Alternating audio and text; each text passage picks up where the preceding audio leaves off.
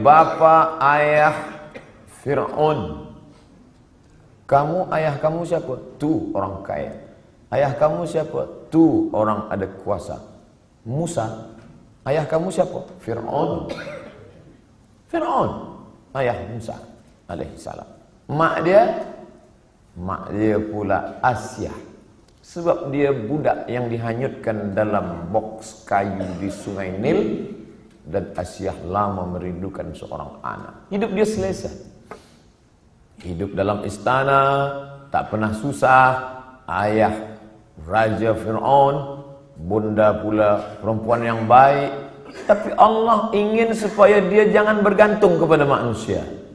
Macam mana cara Allah nak keluarkan Musa daripada istana Fir'aun? Maka Allah buat suatu cerita. Ada dua orang yang sedang berkelahi, bertikai, berkonflik antara bangsa Mesir dengan bangsa Israel, berkelahi. Maka pada masa itu datang Musa nak melerai dia. Janganlah kamu berkelahi, janganlah kamu bertinju. Maka masa itu orang ni degil tak nak berhenti. Musa pun terlanjur pukul, mati. Jadi Allah membuat itu. Fawakazahu Musa. Musa pun meninju dia dan orang ni mati. Musa pun takut, dia pun melarikan diri, bersandar sebatang pokok kayu. Masa Nabi Muhammad SAW Isra Mi'raj, Nabi tengok ada pokok kayu hijau kat bawah. Nabi tanya Jibril, ya, itu pokok kayu hijau apa? Disitulah dulu Musa bersandar, manakala dia tak ada tempat berpegang. Ayah hilang, mak tak ada, istana dah tinggal, manusia tak ada yang dikenal. Kadang dalam hidup ni begitu. Allah buat kita hilang pegangan. Supaya apa? Supaya kita hanya bergantung kepada tali Allah bihablillah. Makanya jangan suuzon pada Allah. Puan mungkin sekarang bergantung pada suami, tak lama selepas tu mati laki. Kenapa laki aku yang mati? Kenapa tak laki dia? Aku sembahyang, aku baca Quran, aku baca Yasin, aku ikut tazkirah. Husnuzon pada Allah. Inna husni zanni abdi bi. Aku menurut prasangka hamba-Ku padaku. Mungkin Allah ingin supaya kita hanya bergantung kepada Allah semata. La haula wala quwata illa billah. Makanya perempuan yang tabah, dia tak menangis. Mati laki dia tak ada nangis. Awak tak menangis? Tak, saya bergantung pada Allah. Kenapa tak menangis? Memang saya lama dah tunggu. Sebab laki itu tak elok, jahat, tak sembahyang. Oleh sebab itu maka kita husnuzan pada Allah. Anak ada, bini ada, unta ada, kebun ada, berpegang kepada makhluk. Allah uji. Allah matikan anak, dia tetap berpegang. Allah buat unta lembu mati, kambing mati, tetap. Allah buat pula kebun-kebun yang hijau menguning, layu mati, kering, tetap juga. Tinggal seorang saja yang tempat dia bersama, rahmah. Maka disebut dalam doa orang menikah, Allahumma arham bainahuma kama rahimta baina Ayyub wa rahmah.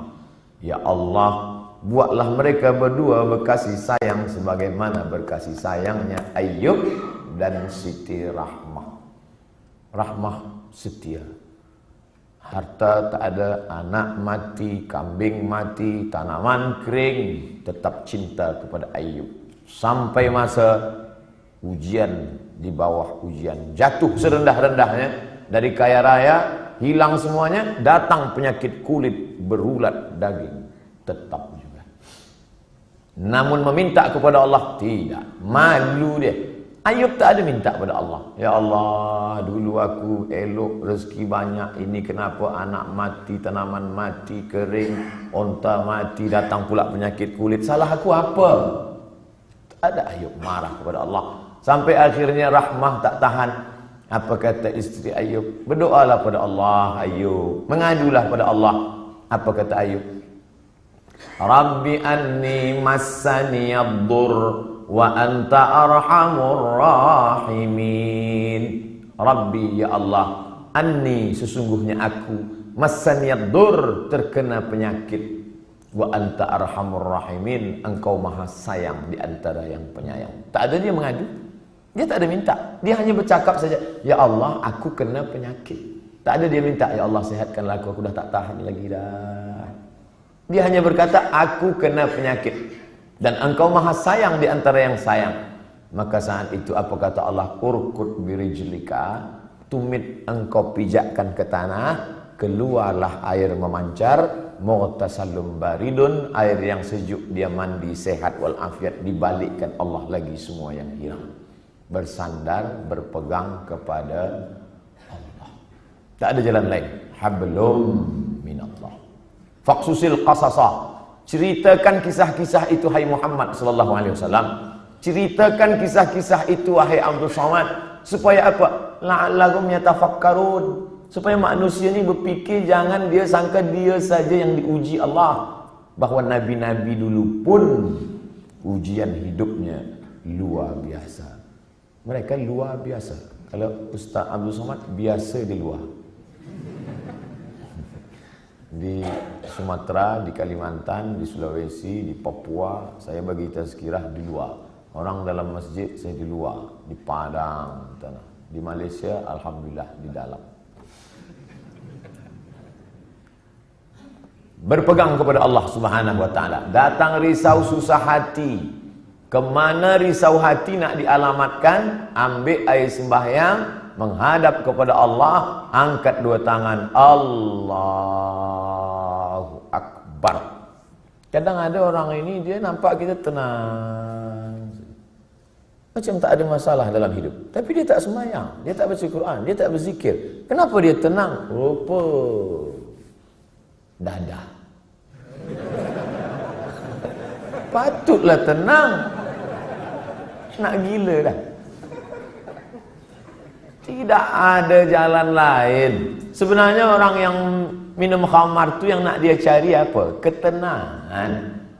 Orang yang pakai dadah tu sebenarnya yang nak dia cari apa? Ketenangan. Orang yang makan itu ini sebenarnya ketenangan. Maka ketenangan semua ni palsu. Ketenangan ini tidak ada yang betul. Saya sampai office pukul 7. Biasa office cepat hari itu saya sampai. Ada seorang kaki tangan, Ustaz Somad cepat sampai. Ya, ada yang saya nak tanya pada Ustaz. Sebenarnya lama saya dah nak tanya, cuma malu di majlis. Ini kita tak ada orang lain, saya nak tanya. Apa? Saya kalau dengar lagu dangdut tenang hati saya. Kata saya, ini tak betul. Ketenangan yang betul adalah tenang masa berzikir, tenang masa berselawat. Kadang kita ni jaga pagi tidur, sempit rasa hidup, tak tahu entah apa yang menyusahkan hati, maka lapangkan. Orang lain dia kata, bila anda nak tenang, pejamkan mata, tarik nafas, tarik, tahan. Kita tak diajarkan macam tu. Kita diajarkan hadapi hidup ini, serahkan pada Allah Subhanahu wa taala, berzikirlah. Apa zikir? Kata ustaz ini banyak-banyak berselawat. Bila engkau susah hati, banyak-banyak berselawat. Allahumma salli ala sayyidina Muhammad wa ala ali Muhammad. Allahumma salli ala sayyidina Muhammad wa ala ali Muhammad. Allahumma salli ala sayyidina Muhammad. Kata ustaz ini pula, banyak-banyak berzikir. Afdhalul zikri fa'lam annahu la ilaha illallah. Kata ustaz ini pula, yang paling elok tu tasbih. Subhanallah bihamdihi, subhanallahil azim, subhanallah. Jadi awak amalkan yang mana? Itulah ustaz. Sampai hari ini satu pun saya tak amalkan. Habib ini cakap banyak selawat, ustaz ni cakap banyak zikir tahlil. Ustaz, pilihlah. La ilaha illallah 1000 elok, selawat 1000 elok, istighfar 1000 elok. Malulah mana-mana nak bawa tasbih. Tak usah pakai tasbih, pakai tangan. Subhanallah, alhamdulillah, wa la ilaha illallah, Allahu akbar, Allahumma shalli ala sayyidina Muhammad. 3 kali pergi umrah, 3 bawa tasbih balik, 3-3-nya tergantung di kereta. Patutlah kereta tu yang tenang. yang punya kereta risau. Kita berzikir supaya Allah turunkan ketenangan. Letak tenang itu di mana? Di hati. Yang punya hati ini siapa? Allah. Yang menurunkan ketenangan dalam hati siapa? Wallazi anzalas sakinata. Allah yang menurunkan ketenangan fi qulubil mu'minin, ke dalam hati orang yang beriman. Kadang hati itu macam kopi yang dikacau, kacau balau. Tapi kemudian manakala kita berzikir, terasa dia tenang. Pagi nak pergi ke office, Allahumma salli ala sayyidina Muhammad wa ala Muhammad. Allahumma salli ala sayyidina Muhammad wa ala Muhammad. Allahumma salli. Baca dapat dari rumah, makin jam makin banyak. Kalau kita marah, mengamuk, apakah jam itu berjalan? Tidak. Mengamuk macam apa ni? Bukan dia bergerak. Kalaulah kita mengamuk dia bergerak, tentu kita mengamuk, kekejap mengamuk, kekejap mengamuk. Dia tidak akan merubah apapun. Maka banyak-banyak berzikir, banyak-banyak berselawat. Apalagi kita duduk di kota besar, internasional. Nak berangkat pagi, jam, balik jam, di tempat kerja pula banyak masalah. Bila lagi kita nak dapat ketenangan? Maka tak ada jalan lain kecuali hablum minallah. Berzikir. Saya malu nak bawa tasbih, Ustaz. Okey, ada yang sekarang dipasang macam ring cincin. Okey. Subhanallah, subhanallah, subhanallah. Tenang, terasa tenang. Subhanallah, subhanallah. Dapat 100. Subhanallah, subhanallah. Dapat 200. Dapat 1000, ambil gambar.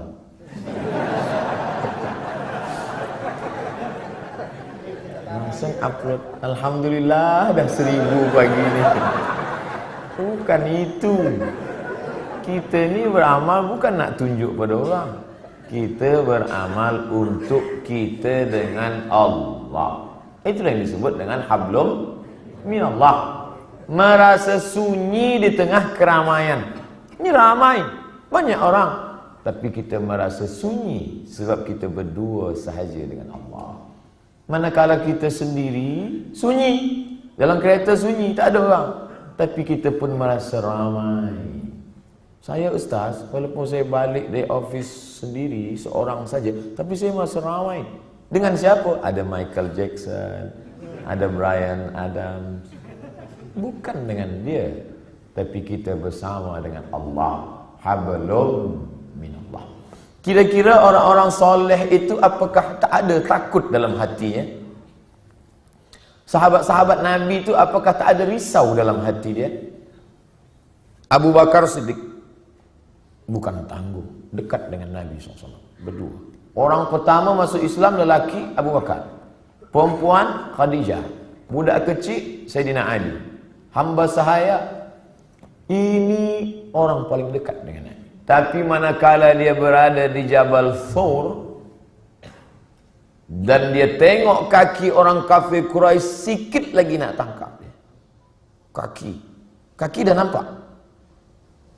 Dan orang kafir Quraisy maaf cakap, terkencing. Dia kepala dia tengok ke atas, maka tak nampak. Andai dia tengok ke bawah, dia nampak Abu Bakar di bawah. Waktu itu Abu Bakar dah takut. Apa kata Nabi SAW? La tahzan, innallaha ma'ana. La tahzan. Jangan cemas, jangan takut, jangan sedih. La tahzan. Don't be sad. Itulah yang jadi buku bestseller yang ditulis oleh Aid Al-Qarni dalam banyak bahasa, termasuk bahasa Melayu, bahasa Indonesia, ditulis asli original bahasa Arab.